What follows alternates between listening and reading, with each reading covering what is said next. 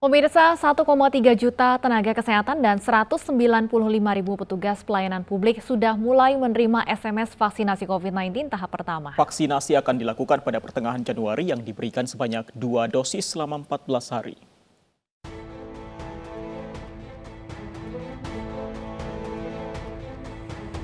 $1,8 juta dosis vaksin Sinovac telah tersimpan di PT Bio Farma, Jalan Pasteur, Kota Bandung, Jawa Barat.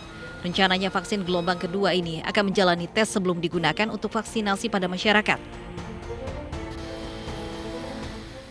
Sebelumnya, 1,8 juta dosis vaksin asal pabrikan Cina, Sinovac, tiba di Bandara Soekarno-Hatta, Tangerang, Banten pada Kamis lalu. Vaksin tiba dibawa oleh pesawat Garuda Indonesia.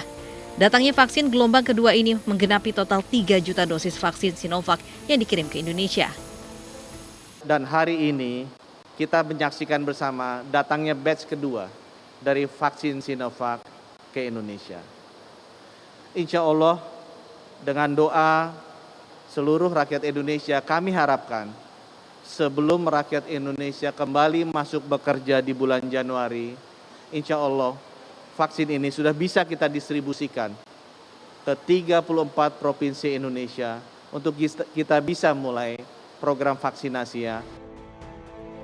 Rencananya pada tahap pertama seluruh vaksin yang dipesan oleh Indonesia akan disuntikan kepada garda terdepan penanganan COVID-19.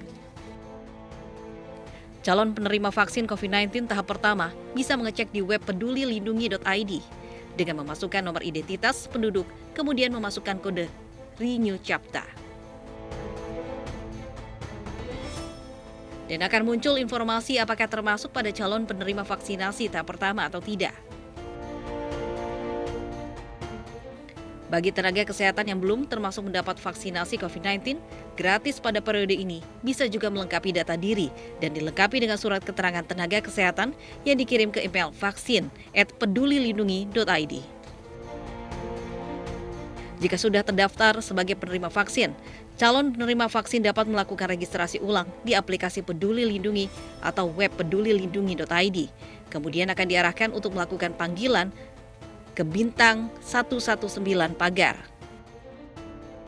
Kementerian Kesehatan juga sudah mulai mengirimkan SMS kepada seluruh penerima vaksin COVID-19 yang telah terdaftar pada vaksinasi tahap pertama sejak 31 Desember lalu. SMS dikirimkan dari Peduli COVID yang menyertakan nama penerima vaksin beserta nomor kependudukan. Pada tahap pertama vaksinasi, kelompok prioritas penerima vaksin adalah 1,3 juta tenaga kesehatan dan 195.000 petugas pelayanan publik. Tim Liputan, iNews melaporkan.